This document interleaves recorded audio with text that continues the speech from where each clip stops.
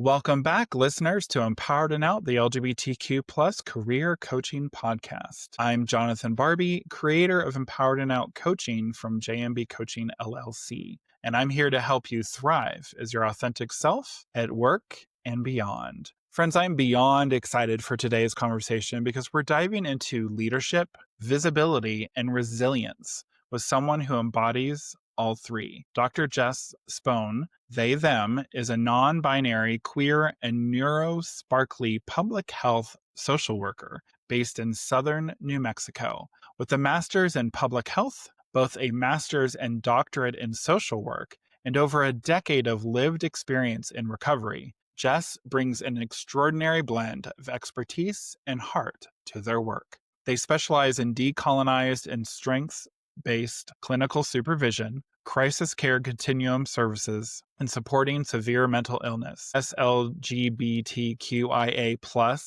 and addictions populations while working on local, state, and national initiatives. And when they're not changing systems, you can find them building Lego masterpieces, painting, or spending time with their partner, their 10-year-old kiddo, and their very independent cat. Today, we're talking about what it means to lead without a blueprint, how to stand firm in your identity when it's challenged, and why visibility for non-binary and trans leaders in social work matters now more than ever. So buckle up. This is going to be an inspiring ride. So if you're a longtime listener or tuning in for the first time, I am so glad you're here. And Jess, welcome to Empowered and Out. Thank you so much. I'm so happy to be here. So you've said that you didn't have non-binary role models to look to when you stepped into leadership. What did you feel like? What did that feel like for you in those early days? It was confusing, right? Like that's the main word that I can think of when it comes to that,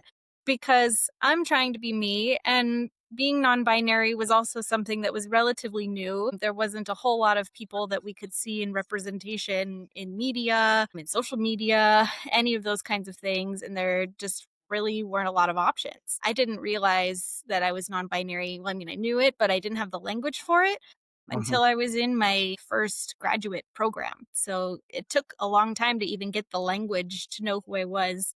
And a lot of that's because there's not a lot of visibility. And so as a new leader, over a decade ago, being able to try to navigate how to be myself and how to fit into these systems where I really clearly don't fit in very well was really difficult. And so I had to just kind of forge my own path. And I had some role models that were from the queer community, but none of them were trans or non-binary. And so I at least had like a little bit of support in that element.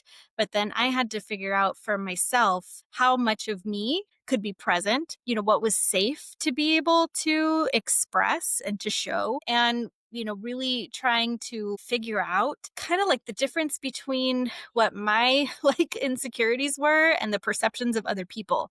Right? Being really worried, what will my staff think? Like, do they respect me? Do they understand? If they don't understand, is that going to damage the relationship? Am I going to be able to successfully lead and be me? So it's taken me a long time, but I think I've got it mostly down because, we always have room for improvement, and life always throws us new curveballs, like my kid and their Gen Alpha slang that I don't understand. All kinds of new words that I'm learning. Nice. So looking back, how did that absence of the leader, how did that shape the kind of leader that you have become? I really wanted to become the person that I needed. I think we hear that a lot Yeah. in just across disciplines. It's not just social work or social services specific. One thing that really kind of hit home for me was I was working in an inpatient psychiatric hospital, and my unit was typically individuals, adults with severe mental illness, kind of like 1 foot in our hospital, 1 foot in the state hospital, right? And I walked onto the unit one day and it was all kids. And I was like, I have no Wow. idea what to do with kids. Like, I work with adults. Like, what the heck is going on? So I was like, well, kids like coloring, so we're going to start there until I can figure out kind of what's going on. So I started our group, and I was going to do some mindful kind of coloring, doing some positive mantras, all that stuff. And there's about 10 of them on the unit. And I started off the same way I start every group. Hi, I'm Jess. My pronouns are they and them. I'm non-binary. I am the therapist on the unit, la, la, la, la, la, la, right? And I could just see like 3 or 4 of their faces just light up.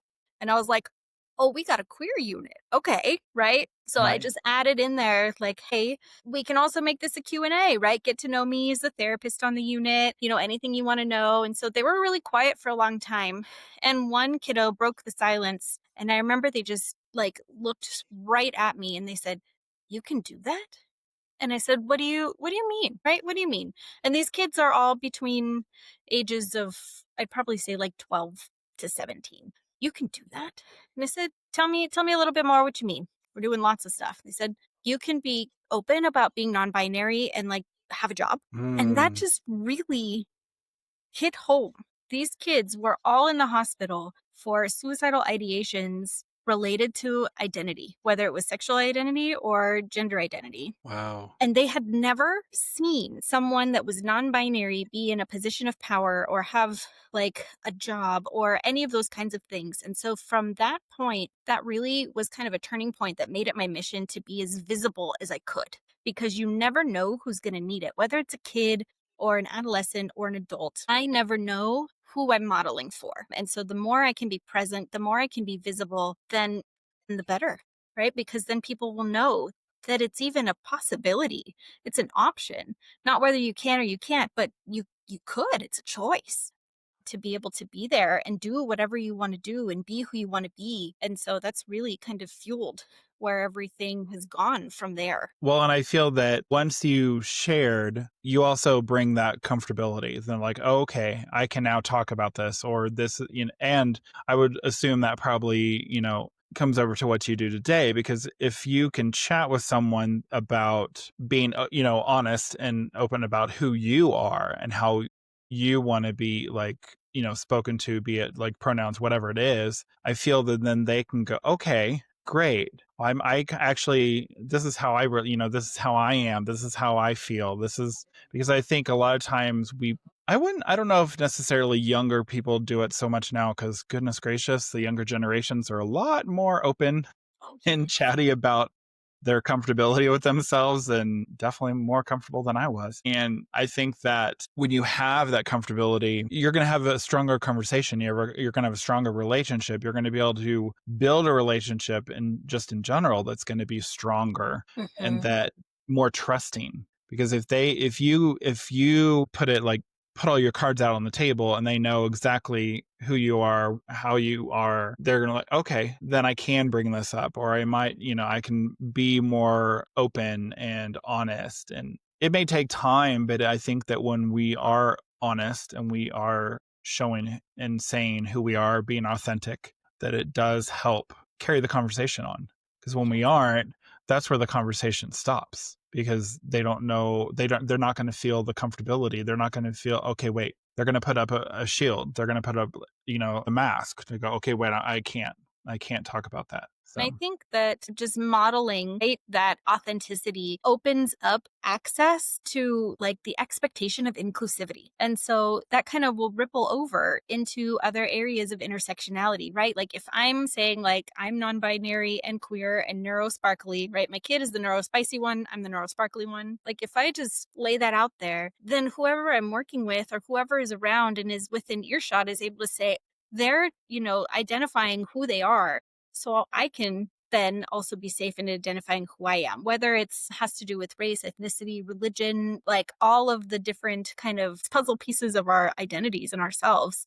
It just makes you that safer person to be able to open up to. You're absolutely right. for sure. So let's talk about visibility and leadership. So, why do you believe it's so critical to have openly non binary and trans leaders in social work right now, especially in today's political climate? My gosh, I could go on about politics for a long time. When I think about visibility, visibility in itself, especially right now, is a form of protest, right? The current For sure. administration is saying that I don't exist as a person. I can't get a passport right now. All of my documents, even though they have X non binary on them, if I fill out a federal form, I still have to select and decide whether I'm male or female, right? They're still within that binary. And that moves over into our workplaces, right? It's very rare that we can fully separate ourselves, right? If we're masking or Mhm. whether it's for safety or, whatever reason, but being able to say, like, this is my life at home and this is my life at work, it's really difficult. And it's not impossible, but it's a challenge. And it's a really kind of heart-wrenching challenge to have to not be able to be yourself at work. And when we have leaders that represent who we are in the workforce, it's going to have just so many positive effects, right? Like I was talking about that, setting the expectation for inclusivity, right? Being able to be somebody. I've been the token non binary person in a lot of places that I've worked, like in a whole lot, especially much earlier in my career. Now that there's more people that are, openly identifying, it's shifting. But when it's just you, it's tough. But when it's you as a leader, you're the one that can help make some of those decisions and make those policies and advocate for yourself, for your staff, for your clients, for the organization and the agency as a whole. And I'm thinking in social work, and this I'm sure applies to lots of other professions as well. But in social work, there's a ton of trans and non binary clients that are coming to seek services, right? And if you don't have trans non binary providers, one that can, make it a little bit more difficult for some of the clients to feel more comfortable. Not to say that a trans or non-binary client would never feel comfortable with like a cis straight provider, but being Okay. able to have that as an option is so critical to healing. And then going up another level, having that supervision. So whether you are in the community or you're an ally or you're not sure where you land as a clinician, as the supervisor, I have a different lens, being able to look at the clients that the clinician is seeing, right? Or if we're doing community organizing work or crisis work like I do, when we're having these interactions, are we creating a comfortable place for anybody and everybody to be able to come and, receive help and receive treatment? That's why, kind of like tangential with that, but that's why the 988 press 3 line was so important, Uh-huh. which the Trump administration has taken away effective July, I think like 17th, which was like a day after like the anniversary of it launching, because we do need those specialized services. And if we're offering specialized services, why are we not offering specialized supervision and leadership Mm. as well? It feels like, and this is in some of the research that I've done, it feels like very, I was going to say patriarchal, but that's not the right word. It's really in a lot of the articles that we see in peer reviewed publications and in social media and in regular media and in everyday practice, the focus is always on trans and non-binary people as the clients, as the people in crisis, as the ones that are experiencing homelessness and just all these negatives. And it's never portrayed as someone who is the professor and the supervisor and the clinician and the VP and the CEO, right? So it really kind of minimizes the experience of trans and non-binary people to only have them either in the client, right, customer, consumer Mhm. position, and then less and less as you're going up the chain into positions of power. So it's so important to be able to have that visibility and that representation so that people know that we're here and we're important. Yeah. All of those. Well, and it's huge having that visibility. I mean, even just outside of the trans community, because if you're just being a part of the LGBTQ plus community, if you're not seeing someone in a potential, like in a leadership role, you're going to have that question in the back of your head, or maybe in the forefront, depends on how vocal you are, to go, wait a minute, can I ever be that way? Can I ever be Mhm. that leader? Can I be that director? Can I be in those positions? Because I'm not seeing anyone like this. Yes, exactly. And we always like to see someone like us. It's the same thing, like being able to see something as simple as someone in social media or even in television show, a movie, whatever it might be. We want to see people that are like us that we can relate to, because then we feel comfortable. And then I'm like, oh, okay, so then, wow, I can do this too. And I think that when we don't see that, that's causes a lot of like frustration, possibly depression, grief, whatever it might be, just because we're not getting to see that. And I Mhm. think when we get to be able to show, number one, that we are open and willing to share who we are, being authentic, as long as it's in a safe space, as we know, because being safe is, I think, at this point in time, is definitely more important. So if we have to, unfortunately, put some type of mask up or shield, it's understandable just based on the current administration and how much they are full on attacking like the LGBTQ plus community, but even more Awful. specifically trans. So it's awful. It really, really bothers me because I just don't get why. Because we're different, because we're unique, because we're special, and we're probably and we're amazing. Let's just be real. Like Yep. the LGBTQ plus community, I hate to say that, but I don't hate to say it. We wouldn't have some of the entertainers we have, the way they look, the way they dress, the way they're it's probably done by someone from our community. Hmm. Because, and the people that don't have, be it the wonderful hairstyle of good old Trump, that is not done by a queer person. Let's be Right. real. And the Yeah. makeup job is awful, and a queer person would have helped make it look at least more natural. But just throwing a little jab out there on how amazing our community is, and We are. being able to show that all those people are out there and not feeling that nervousness of being attacked is huge. We're not going anywhere, right? Get used to it.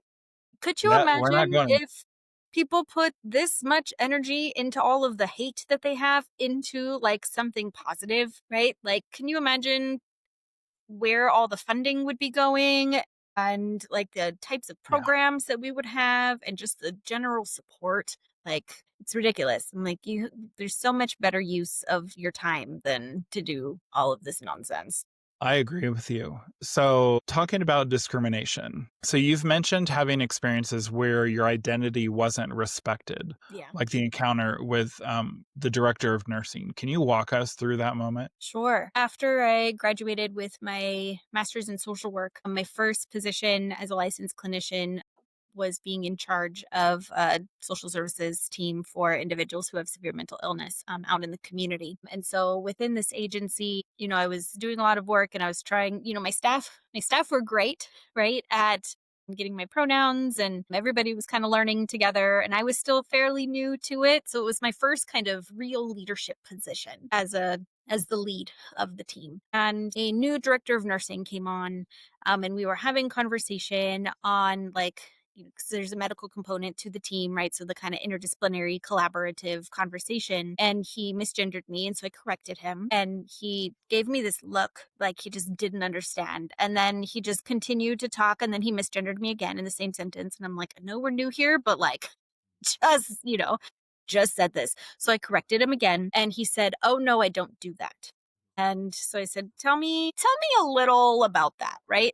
What do you mean you don't do that? And he said, well, if I use they or them for you, then that's recognizing that there's more than two sexes. And that's against my religion because my religion believes that God created man and woman, not man, woman, and other things. So if I even use your pronouns, then I'm going against my religious beliefs, to which I was like, Mm. well, you can just use my name then. And so he used my legal name instead of the name that I went by, right? At the time before I changed my name. And I was like, yo, like that's also, you can use my name, but you got to use the name that I'm using, right? You got to say Jess. You can't use a different name.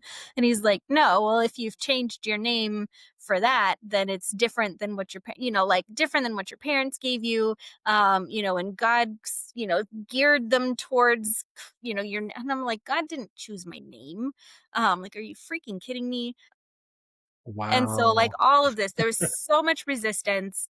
And he would, and I was like, well, maybe he's still learning, maybe there's some difficulty, not just the religious factor, but he was, ex military, right? And we know that our military systems are very binary and very Mhm. strict. I've come up with some solutions for that too, but, over the years, but it just was a mess. And then I was like, well, maybe he needs some time to think on it. So about a week later, we were having another meeting and he was purposely misgendering me, and my staff would correct him because we were at a place that my staff would correct people, which was awesome. And he was like retaliating against them. So I went to HR, and I said, hey, like gender identity and sexual orientation is a protected class. Right? Like I'm being discriminated against and being harassed. This is intentional. We've had conversations. I've tried this, this, and this. And really I couldn't like go to his boss because the boss was like the CEO, right?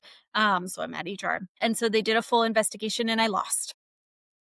Mm. I lost because my identity was infringing on his religious beliefs, even though this was a federally funded program and all of that. So it turned out to be like an agree to disagree sort of situation. And so I didn't stay at the organization very long after that because I need to be supportive, but be supported. It makes it really difficult Yeah. I in those mean, cases. You don't wow. win every time, and it's really uncomfortable to know that there's people walking around that no matter what you do or no matter, what happens, which we're seeing this nationwide, right? You can't change their mind no matter what, and it's really harmful. It's just, I just don't get, I mean, for me, here's the deal. I'm obviously not going to, I'm sure I'm going to, well, I doubt I will get anyone that doesn't like the statement that I'm about to say, but it is what it is. And guess what? It's my podcast. Um, I know for a fact, I guarantee you, I will disagree with many of the good old MAGA people, 100%. But you know what? I'm sorry they believe what they believe due to their uneducated responses and their knowledge, because when it comes down to it, they're not educated. And if they are educated, and I'm totally against violence, but someone needs to smack them upside the head and go, really? Where did you learn this? Because we were all taught to treat people how we want to be treated. I mean, and you're supposed to say, I'm trying to remember, don't say something. Oh, I can't remember what it was. I remember as children, we were pretty much like, don't If say you can't something that's say nothing nice, don't say nothing at all. exactly. And I feel that through the first time Trump was in office, that brought out very strongly the Karens. We'll just put it out there. They came out of the woodwork. It's not saying that they weren't there. They were there. To be louder. They just were given the permission to be loud and to be obnoxious, right or not, whatever they're doing. But I can also, for me, I don't always agree with everyone. I may not always. Here's the deal. I will admit, I don't know everything about trans, non-binary.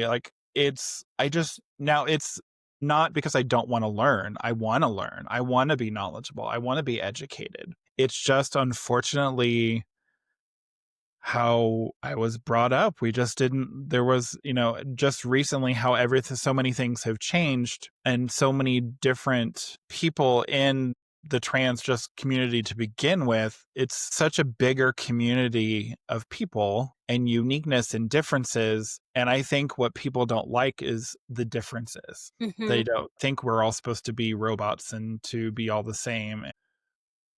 It's hilarious to say that because not even cisgender men and women are all the same. Why are you expecting? I mean, let's go through so many different people, women who identify as lesbian. There's different types of lesbians. There's different Hmm. types of gay men. There's different types of bi people.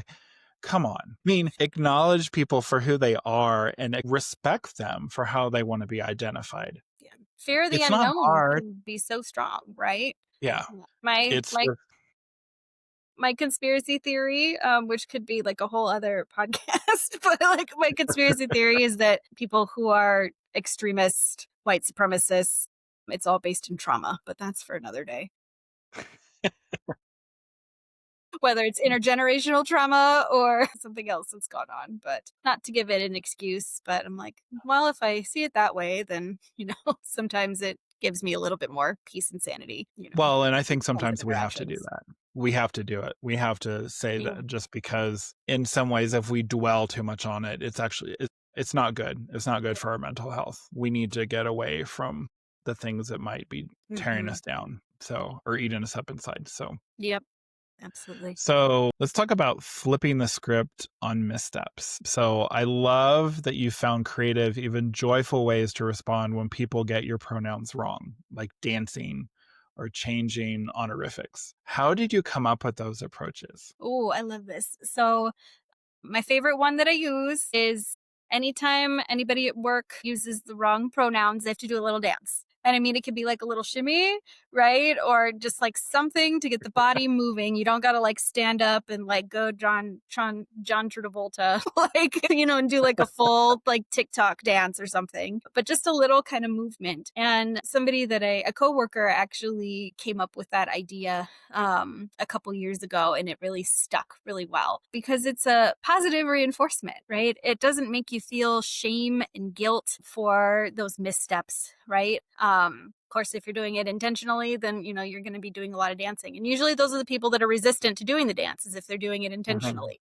Or they don't see what they're doing wrong. Then you can kind of, parse that out a little bit. But what I've seen is that when people do it often enough, sometimes I would see people that would be like, okay, and then, I went and saw Jess and they, right? Like it would just become like natural habit, right? So then everybody's just dancing all the time because they've got used to like associating like a fun little quirky dance move with me, which is great. And that also helps, when it's not just for me or when I'm not in the room, right? We don't want to respect someone's pronouns and identity only when they're present. We want to make Right. sure that we're doing that in the presence of others or when this person is absent, because that's where real inclusivity lies. Because then your clients are going to hear that, or your customers, or whoever you're working with, they're going to know that you do it even when that person's not there. And that makes a huge impact. And then it's fun, right? Because, some people are like so embarrassed about dancing. I'm like, well, if you're that embarrassed about dancing, I guess you got to get my pronouns right, right? The more you can get it right, the less you got to dance in front of everybody.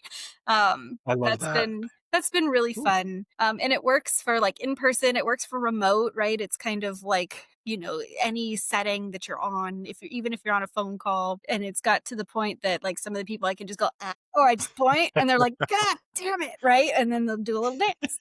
And it's so fun. And then before I was Dr. Jess, which, like spoiler alert, one of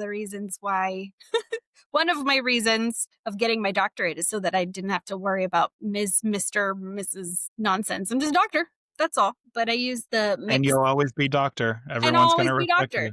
It's Yep. become my new favorite hobby to correct like cis white men in power that like are misgendering me. And I'm like, actually, it's doctor. And just to see their faces like really not know what to do with that information. It's great. I love it.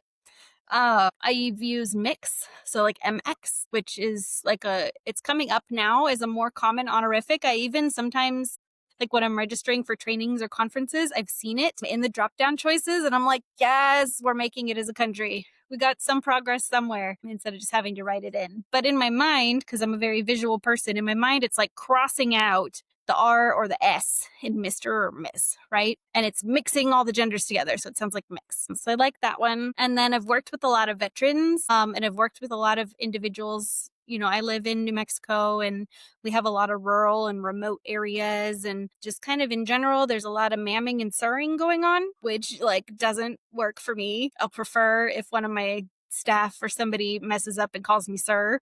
And it's always really fun when I get an email that would say like Mr. Spohn, and I'm like, I'm down for that. I'll take it as long as it's not Ms. or Mrs. It's wrong for so many reasons. But one of my staff came up with like a combination. And so they use mer, which is like apostrophe IR. So it squishes ma'am and sir together. So that's worked pretty good.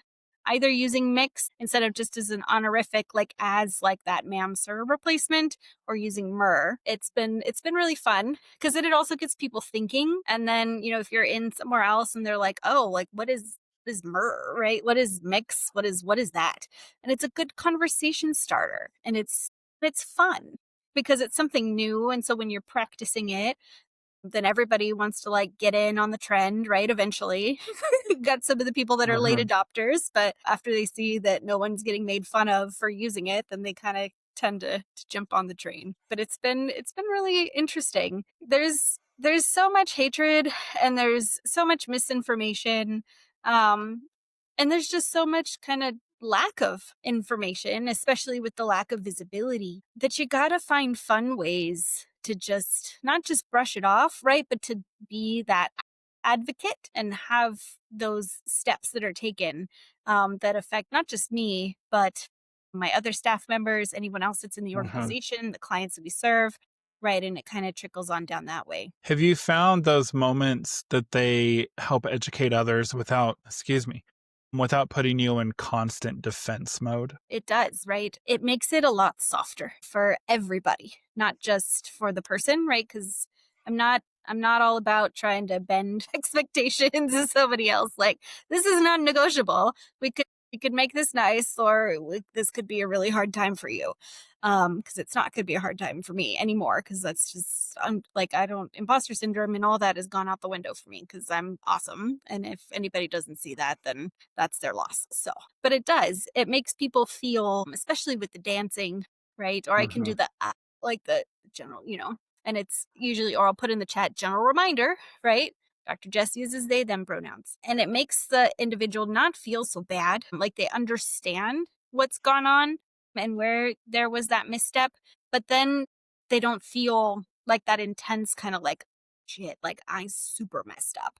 Right. And then, especially when you get people that are overthinkers and then they're just going and going and going, right, about everything that they're ever going to say in, the next 25 years, it makes it more playful and it makes it more enjoyable, right, to be able to learn. So it's a win-win-win all the way around. I have to say, I love the dancing. I think that's just brilliant Yeah. because I know for myself personally, I would be doing a lot of dancing on one of my friends Yeah. because I have messed up on their pronouns so many times and I feel so awful every time I do it because I know them and they're amazing. And for me to keep I was like, no, no, no, no. I Mhm. tell myself, and then one thing I learned earlier from someone else who I interviewed recently, they talked about the pronouns and they said it's more respectful if someone might stop and then say, okay, wait, hold up. They're they, them. And I just said Mr. Miss, whatever. Okay, say it again and use the correct pronouns instead of just ignoring it. Good thing Mhm. was with you, Jess, you can't ignore it.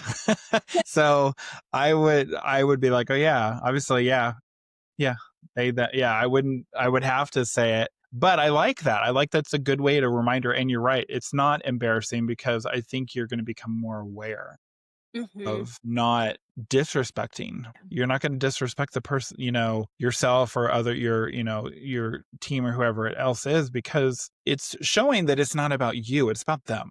And I think that's what it comes down to. It's if you're so worried about what yourself, you need to be thinking about who you're talking with, how they need to be spoken to. Mhm. We always need to be using kindness and respect in who we speak with. Respect See, comes in so many forms, and sometimes it's a dance. Even I've had people that have texted and then they're like, "Ah," and then I'll get like a little dancing gif like in the team's chat, and I'm like, "See, it's not I that love hard." that. All right, let's talk about the intersection of lived experience and professional work. So, you bring over a decade of lived experience in recovery into your leadership. How does that personal history shape the way that you show up for your clients and for your colleagues? I love that. I'm a big champion for peer support. So I am over, like you mentioned, over a decade in recovery from opiates and benzodiazepines, and basically pills was first. So I've been about 13 years with that one. And then in September this year, it'll be 11 years that I've been sober from alcohol. And just my Nice. Congrats. newer one is that in at Christmas will be 5 years that I've been completely caffeine free, including chocolate and decaf and all that stuff. So this Bless is you. I can't do that. So, this is yeah, the natural Dr. Jess. I love it. Well, I should say this, never say never. It's not like I can't. Yeah. Because I had someone recently who's like, you can give up caffeine. You really Mhm. can actually do it. Yeah. I'm like, You can can. I? You could. I mean, I could I also can. give up sugar, but I don't want to. So Oh, I'm like, I don't have anything fun left. No hey, you're drugs, taking no the sugar alcohol. away. No gluten, Yeah. no chocolate, like no, no. But anyway, I really love being able to add that layer of depth into my leadership because not only am I out about my identity being non-binary and being queer, but I'm out about my recovery. And it helps so much in making connections with staff, with clients, with other leaders. And it really kind of transcends those traditional kind of hierarchies that we see in a lot of Mhm. organizations where like the practitioners are here and the leaders are here and the executives are here. And then usually like the peer supports are like somewhere way over there. right? I'm very fortunate that here in New Mexico, like healthcare authority understands the importance of peer support. And I've seen a lot come through with SAMHSA, Substance Abuse and Mental Health Services Administration, which of course now is run by the federal, it's always run by the federal government, but it's run by the current federal government. So, take things that are coming now with a grain of salt. But Yeah. they have also started to really kind of champion the importance of peer support individuals, right? People who have their own recovery that use that as leverage and saying, I've been through it, you can too, right? And so instilling hope in people. And that translates so well in working with staff. Being able to say, I've been through my own stuff, my mental health, I've been through substance use, I've been there. And I'm here with 2 master's degrees, a doctorate degree, right? On this team. Well, you become relatable, and I'm just gonna throw it in. I would assume that also that helps building trust Mhm. in your work with everyone, because if they can, you've opened yourself up about something, but it's relatable. People have gone through this. People have had recoveries. I would say more people have probably given up, alcohol or drug abuse compared to caffeine. Yeah. As much as I would love to, Yeah. again, I could be wrong. There could be people that really want to do it, and that's great. I mean, let's be real. There are effects. There are chemical effects of, obviously of caffeine and what it does to our bodies. So obviously, probably not as, maybe, I don't know. I have not done research, but probably not as detrimental to our system possibly as drugs and alcohol obviously can do. But caffeine is still a drug. It Yeah. really is. So Yep. it's not a horrible thing to Yeah. be rid of it. Yes. It really, being able to be open about my recovery helps level set too, right? Like you were talking about with that relatability factor. The majority of the people that I work with have been through something themselves, right? And for those that may still, be going through it, it helps to have that support that you can open up and you can have that vulnerability and being able to say, you know what, I'm struggling right now, right? My mental health is not good, or like I've noticed that I've been drinking more often lately, and I'm really stressed at work, right? It opens that door to be able to get Wait, we people get the stressed support at they work? need. What? What? That happens? Nobody on my team gets No. stressed. I mean, I have a feeling with you, it probably wouldn't be as much. Well, I mean, for what you do, there's obviously going to be stress. Yeah. Let's be real. There's stress definitely, obviously, in every work environment for the most part, in different forms. I would say it's how we handle them sometimes, but how the result, how Yeah. And some of the research that I've done has shown that individuals who are able to like feel like they can be more vulnerable with their supervisor are able to be more authentic at the same time. And that actually all of that together decreases like workplace organizational stress and organizational trauma and increases retention and productivity. So honestly, like, of course, we hear this in all the time, but like research does show, like, if you're comfortable at work, you're gonna be able to do better at work. Who'd have known?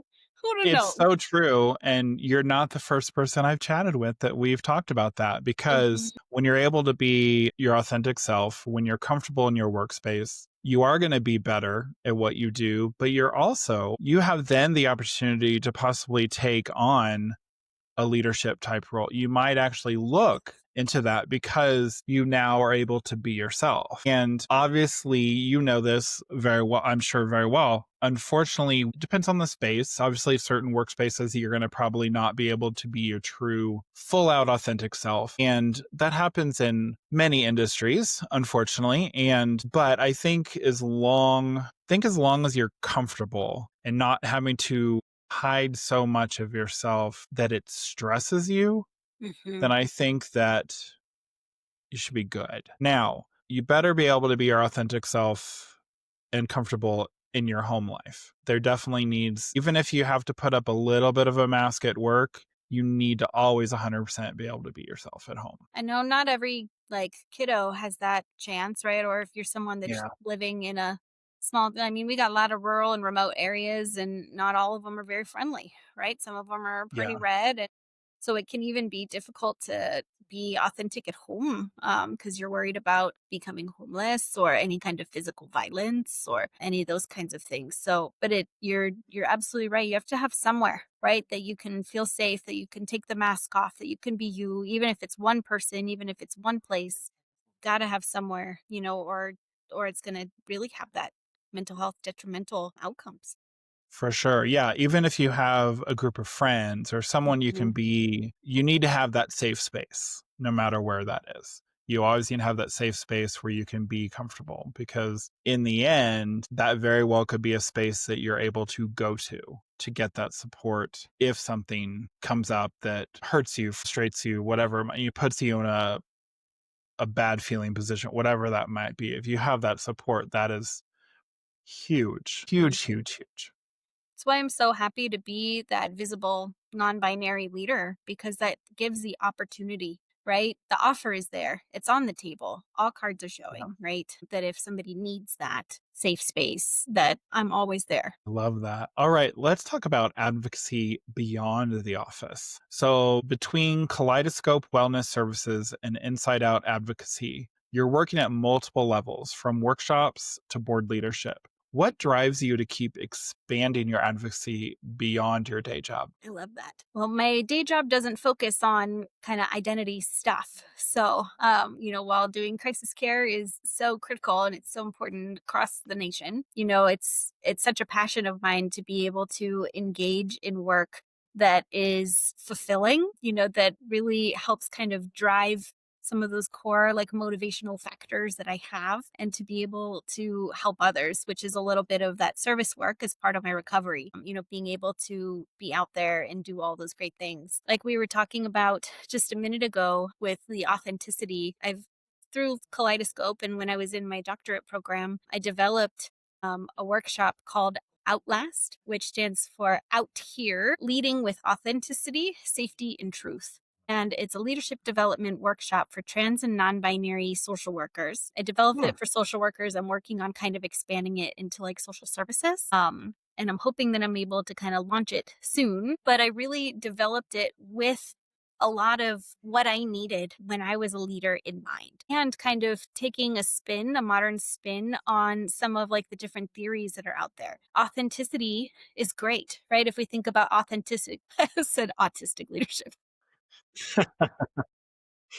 We love that. Authentic leadership, it can be really tough for somebody that's non binary, right? Research shows that individuals who are leaders that are non binary are perceived as inauthentic because they don't have, like, the staff don't have something to compare it to, right? Like, if you're being authentic and you're showing up to work as a man, like everybody has a pretty general idea of what checks the man box, right? Or if you're lesbian or gay, like lots of people have stereotypes and kind of like general theme of like what checks like the queer box. But Yeah. if you're non-binary, it's just this big like rainbow space, right? Of like, how do I know if it's real or not? How do I know, if they're being genuine or not? And so it's this really interesting double edged sword that people who are trying to be authentic are seen as ingenuine, but then there's no way for them to be able to be seen as genuine and authentic, which is why we need more visible non binary leaders out there. And, so if our authenticity is based off of other people's perceptions, but their perceptions don't have any foundation, then we're never going to be perceived as authentic. So the workshop kind of goes through a little bit of addressing some of that. And then authentic leadership theory also basically says like how great it is to be yourself all the time. But it didn't have a safety component in it. So I addressed that by adding a safety component. Because if you are a trans or non-binary leader in Texas and Florida and like 3/4 of the country right now, it may not be safe to be fully you everywhere that you go. Many employers are at will states and at will employers, and so they can fire you because they don't like the color of your shirt that you're wearing today, much less the fact that you are trans or non binary and open about it. And so being able to address like the physical and mental safety aspect, especially in our current kind of societal vortex. um, That's a good way is to put it. Yeah. is important. And then, having that truth, right? So really kind of it takes a deep dive in developing like who you are, like, because we're not just one thing, right? I'm not just Right. non-binary, I'm not just queer, and I'm not doing those in separate spaces either. And so taking a look at the intersectionality of all of the different pieces of us compared or combined with our external factors and, our environments and our upbringing and culture and all of that stuff. So it's a really neat kind of way to go about it and prepare people either for leadership if they're brand new in leadership or to give some support. There's a big networking component to it as well because community is what cures us. Community is what For saves sure. us. Yeah. Community is what fuels us. And so the main kind of complaint that I would have had as a young leader, as a new leader, is saying, I don't have anybody else. And so this workshop really is designed to make that something that goes away, right? There's no longer any excuse or, any uncertainties and hesitancies. You have somebody and you've got a group of somebodies that you can always kind of connect with.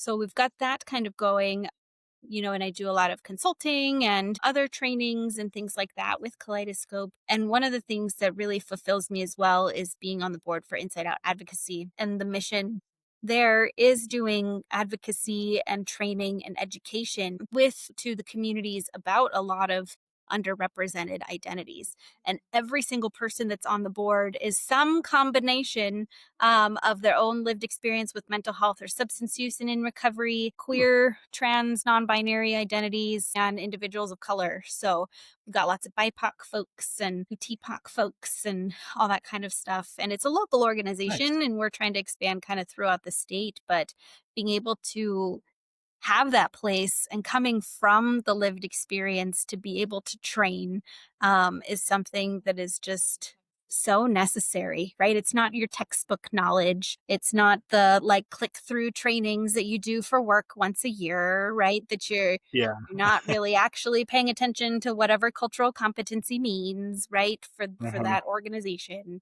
or Relias or Healthstream or wherever. It's real and being able to connect with folks, and it brings both of these really bring that visibility piece, right? So being able to see the people that are giving these trainings that identify within the community, to have a safe place to ask questions, to hold a brave space, to really kind of grow yourself, whether you identify in the community or not. I like that. All right, I gotta ask this though. How do you keep from burning out while holding just so many advocacy roles? I love being busy. My partner is wonderful because he is of the slow down mindset, right? And I'm of the really busy mindset. So we balance each other out really well.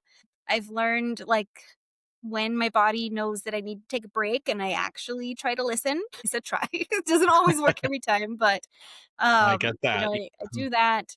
I schedule myself some breaks. I do a lot of art. When I was going through my doctorate program, I did those paint by number things. Oh, yeah, yeah.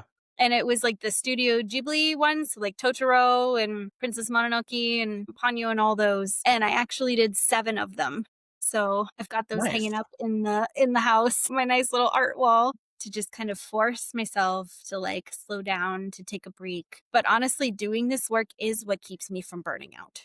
I really love what I do, and being able to, facilitate growth and strength in others, where so much of society and the literature and just the world in general puts a deficit based perspective on us and our identities. Being able to offer that flip side of the strength space really does keep me from burning out, because it reminds me that there's hope, and it reminds me that there's good in the world, and that we're here. We just got to find where everybody's at and grow together in community. You brought up a really good point, and just to kind of throw in a little, is that you're doing something that obviously you love. You're seeing the results. You're seeing what your work is doing, your advocacy is doing. And I think when we're able to do things that bring us pleasure, so it's a little bit harder, I kind of feel in a way, to burn out, because we're loving what we're doing. And obviously, one of the biggest things I try to do is helping people finding jobs and finding careers where, yes, they can be their authentic self, but they're really loving, they're following their passion or their purpose, what they want to do. When you take that away, you're not probably going to be happy. You're not going to be satisfied. And you very well could be always asking, what if, what if, what if? And I feel that doing your, doing your advocacy work. Oh, excuse me, doing your advocacy work and for what you just, do on, on the daily basis is making such a difference, and you're wanting to make a difference, and you can see what the difference can make, that I can see why it would be really hard to burn out. But obviously doing the paint by numbers, I love that. My Legos too. Yeah. I love Oh, my don't worry. Legos. We're gonna talk about Legos. Okay. That's coming up. But yeah, I think that when we have that, a little bit of a way to kind of refresh our brain, to give our brain maybe a little bit of a break, then it helps us. It helps us refresh. It helps us reset. It helps get to where we need to be. But also, I really do believe that as much as I love my podcast and it's a lot of work right now, but you know what? It's not feeling like work. Even though I had one of my friends tell me the other day, they're like, don't stretch yourself too thin. Don't stretch yourself too thin. And I kind of laughed. I was like, I don't think that's possible because I'm loving what I'm doing. Now, if I get to that point, then obviously, yes, I will have to pull myself back. But at this point, I love it. I think that's huge. One of my favorite responses that I heard to like, don't stretch yourself too thin. Like somebody said, well, we all love crepes, and crepes are stretched very thin. Oh my gosh. And I was like, oh my gosh, I'm a crepe. All right. So before we get to some different types of questions, so let's talk about advice for future leaders. So for non-binary and trans folks listening who want to step into leadership but don't see themselves reflected, what's your advice for getting started? I love that. I think first and foremost, I would assess for safety, right? Because that, without being safe, we're not going to be able to do that work. But at the same time, kind of balance that with comfort, right? Sometimes we have to go out of our safety zone, right? It's not out of our safety zone, it's more out of our comfort zone.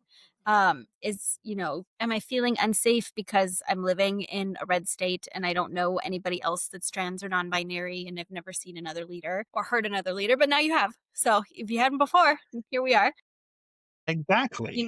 Or is it just because I'm nervous because I don't know if I'm going to be accepted or any of those kinds of things, right? So really kind of taking that inventory of yourself and looking at capacity of you and your environment. If right now is not the time, that's okay. It doesn't mean that it's never going to happen. But for those that are ready to kind of jump into leadership, or you're in leadership and you're not sure, how much of you can put out there, that's where, it's time to take some risks and take some challenges. Being able to say, okay, this is who I am, right? Whether you're starting a brand new job and you just start from there, right? This is me, and set that expectation. Or if you can test it out with a couple coworkers or with your supervisor and just kind of build it from there. A lot of it is self-advocacy, right? Being able to say, you know what, I've worked at this job for 5 years and I'm ready for a leadership position. How come nobody's ever offered it to me? Right? Is it because there's like low turnover rate and it's just not been open? Is it because you never thought that you could, or someone else didn't think that you could? So really having those conversations with other supervisors is really helpful as well, depending on kind of the relationship you have with your supervisor. Not everybody has a good one. If you really love your job and you don't like your supervisor and that's kind of it, then, that makes it a little bit tougher. But I know that now I will not work anywhere that I cannot have whatever color hair I'm feeling for the day, that I can't, like, if I can't show my tattoos, my colored hair, my piercings, if I can't talk about my recovery, if they don't respect my pronouns, my identity, whether it's being queer, non-binary, neurosparkly, I'm not working there. They're not worth my time. I'm not wasting my energy because, if I can't be me, then how am I going to be able to do my job effectively, especially as a supervisor where I'm supposed to model all of these things. And if I'm a therapist or a social work supervisor and I'm saying, you know what, I need you to tell all of your clients to be fully themselves, but I can't do that and neither can you. That's not aligned, right? We don't want to put up with that. Yeah. I'm also very fortunate and I understand my place of privilege that I've built my reputation and I've built my career to being in a position where I can say, nope, not taking that job, right? Nope, not working here anymore because they've decided that they want to flip their intentions on, inclusivity. They took away this, or that. So it's really going to, just from the start, know that it builds and it continues. The more confident you are in yourself, it shows, and you can shine and just go from there. But don't ever be afraid to be yourself as you're coming up in leadership. We I need you. love that. And I love that. And this won't be the first time I've said this to a guest, but did you see my notes? Because you went totally into what my little follow-up question was going to be. You answered it like right on like point. I was like, okay, what can they do? And I couldn't even ask it because you answered it. What Yay. someone can do. And I was like, yay. All right. So yeah, that's really funny. That again, like you and I talked about it earlier, like it happens. And I think Yeah. it's because probably, in general, based on your knowledge and just, where you are, someone's going to probably want to know, okay, how do I do that? How do I get here? And you're right. It does matter if you don't have a good supervisor or, a direct report, it's going to make it a lot harder to try to want to be or try to find a possibility for a promotion or to be in a leadership type role. Because if you've been working at that position for a certain amount of time and you're not getting any possibly positive feedback or push for you to even look at that, leadership type of role or whatever that might be, first off, you probably need to move on to see what you can do to get out of that situation. And if you can't do that, good or bad, you might need to find a different place to work just because. And hopefully you'll find a place that's going to be better for you all around. I think There are just better, there are better places out there at the end of the day, most of the time. And so you can always be looking. Yeah. And I think just to add to that, one other kind of like piece of advice is that you don't have to have formalized leadership experience to be a leader. There's Exactly. lots of informal versions of leadership, and that's whether that's like my kid wants to do student council, right? Like whether it's something, that you're involved in school or in your community, or you're the one that puts on the events or you help, campaign and go door knocking or like all of those different things. Or maybe you're the person that everyone feels comfortable coming to at work. You are like the work water cooler in a Yeah. sense, right? You don't have to have had a leadership position to be able to apply for a leadership position. You know what you've done and you know the skills that you have, and a whole bunch of like straight people out there and straight cis people out there are like, messing with their resumes to make themselves look better. So, like you're more than qualified already with just who you are and what you can offer. So I'd say don't be afraid to take that jump either, even if you don't have any formal leadership experience, because everybody's got to start somewhere. We can't just all start Yeah, like us. you're not all of a sudden a director or Yes. supervisor. You have to get up to that point. So yeah, Some people for are, sure. but like for the most part, you kind of build up to it. So, just knowing that it's possible to make that jump and to, interview really well. And I'm sure Jonathan can help you with that. Exactly. You can hire me. I can help you with that. Exactly. All right. So let's talk about, we're going to have some fun. As I told you prior to recording, you didn't get to prepare for these. So Okay. these are some fun rapid fire questions. And I know that you're going to love the first one. What is your current Lego build obsession? Oh my gosh. I just finished like a painting, so now I can do a Lego set and I'm going to be building a Millennium Falcon, and it's like huge. It's like a Love huge it. Millennium Falcon, and it's been sitting on my shelf for like 3 years because I didn't want to do it when I was in my doctorate program, and now I finally get to build it. I'm so excited. But most recently I've been building a lot of the Lego flowers, so I have a lot of like Lego bouquets and succulents and stuff all over the house. Very nice. Love the Millennium Falcon. I'm a huge Star Wars fan. So Yes. I'll send you a I picture love that. when I'm done. So for sure, definitely. Oh my goodness, yes. Okay, I'm sure you're going to laugh at this, but I'm going to have to ask anyways. If your cat could give you one piece of leadership advice, what would it be? Take more naps. Well, that Take makes more sense naps. actually. Take more naps. And I was trying to think of like the best way to say it. She's a very scratchy cat, so I was just trying to think of like a way of like take away all the people that you don't like. Push them off the table. Yes. Oh my gosh. I have somehow gone down the rabbit hole of, it's like cat videos on TikTok that are showing them like with multiple cats together and them being so obnoxious with each other, like pushing one out of the way or scaring the other one, or and oh my gosh, it's way better. I mean, cats are way more entertaining than dogs. Oh my goodness. Hmm. It's just so funny to see how they interact with each other and what they will do. Oh my goodness. I love that. It's so funny. My cat, so the cat is I'm a cat step parent, but her name is Lucifer. And if I have been working too long, this is the take more naps part, but if I've been working too long, and I've not pet her in quite a while, she will come up and just like lightly tap on my leg or like try to reach really far up onto my arm in the chair. Like, hello, did you forget that there's other things to do? And so then I'll have to like go sit on the couch and she'll just lay on me for as long as she thinks that I need a break. Sometimes it's 5 minutes, sometimes it's an hour. Oh, that's really funny. Hmm. Somehow I think, they know. They know Yeah. when we need the break. They know when, even if it is an hour, they know that it's about them. It's not about us. It's about Right. them. So we live in their world. Yep. They don't live in ours. We live in theirs. So what is your go-to comfort food after a long day? I love pizza. I will eat pizza, any kind of pizza, anytime, anywhere. That is like my favorite food. I'm gluten free now, so usually it's a gluten free crust sort of thing, but sometimes I just deal with it and get some tummy upset. And I'm pretty boring though. Like I really love just cheese pizza. It's just so good. Like that's all you need. It's simple and it's there and it's warm and yummy. Never let you down. I feel, I love pizza. I do. We actually had pizza last night for dinner. Pizza and salad. We had to add some healthy aspect into it. Yeah.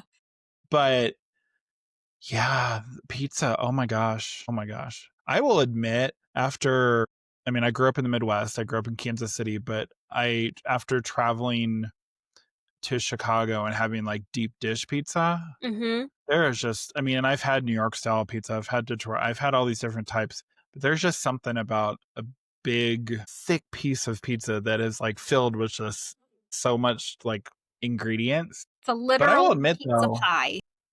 a literal pizza pie. But I will say also though, yeah, if you can get a good cheese pizza, Mm-hmm. yum, Yep. yum. All right. So let's just think about this. And I'm going to say yes, like I told you off air. Think about what comes to you first. Because this question might make you think for a second. Okay. Maybe not. Who knows? The reason I even named this podcast as well as my coaching program Empowered and Out was I said, all right, I put it out in the universe and I even used the good old power of ChatGPT. I was like, what's my word? What is my word for my coaching, my podcast? What's my word for overall for me, going Mhm. into 2025? And empowerment and empowered came into was there. So what is one word that captures how you're feeling about the year ahead? Oh, that's a great question. One word that captures how I'm feeling about the year ahead. And maybe take out Inspired. politics because I think we could. Yeah. We'll take out that, but inspired. I I think love that. inspired is a great word because I've met lots of really great people and I'm continuing to see where my businesses can grow and the work that I'm doing day job, and my own kind of stuff. Just being able to really dive deep into the way that people want to grow is just so inspiring. There's so many stories out there, and I'm just so grateful to be a little part of some of those stories. It's inspiring. That's a great word. And I say this and it might sound like it's a broken record, but I'm inspired by every single time I get to sit down and chat. I feel like I'm in a dream world Mm. because I have to pinch myself because I'm inspired every single time Yeah. I have conversations with you and others. So, well, There's as we close out, Jess, go ahead. I was gonna say is there's just so much bravery and resiliency that's around. Like I know that there's a lot of negative stuff going on, but from that, right, almost like Phoenix style, there's a lot of bravery and resiliency, and that's also very inspirational. That just people don't give up, especially these younger generations. My goodness. My goodness, yes. I'm in awe. Good job. I'm so glad that you can be so brave in how you show yourself, how you act, and I definitely know that I grew up in the right time, but for me, I'm inspired all the time from especially these younger generations. So just as we close out, what's one piece of wisdom or actionable insight that you hope sticks with our listeners today? You got to be you, right? You got to be you, whether you're at work, whether at home, because our current and future generations depend on it. I love It's that. just simple as that. It is very true. 100%. It very much so. All right. Well, Jess, thank you so much for bringing your wisdom, your lived experience, and your heart to this conversation. You've reminded us that leadership isn't just about holding a title. It's about showing up fully, even when the world isn't ready for you, and creating space for those who come after. Your stories, from turning missteps into teachable moments, to advocating for visibility, to balancing deep advocacy with joy, are exactly the kind of real leadership examples our community needs to hear. And I know our listeners will walk away feeling more empowered to lead in their own way, no matter where they're starting from. So if today's conversation resonated with you, listeners, go out and check Jess's work out. Read their publication on trans and gender expansive invisibility and social work leadership. Explore Kaleidoscope Wellness Services for upcoming workshops like Outlast, and learn more about Inside Out Advocacy's powerful trainings. The links are in the show notes. So if you loved this episode, don't forget to rate, review, and follow Empowered and Out wherever you listen to your podcasts. Share this with a friend who's ready to step into their own leadership journey. And until next time, stay empowered, stay out, and keep leading with visibility, courage, and authenticity while building a life and career that reflects all of who you are.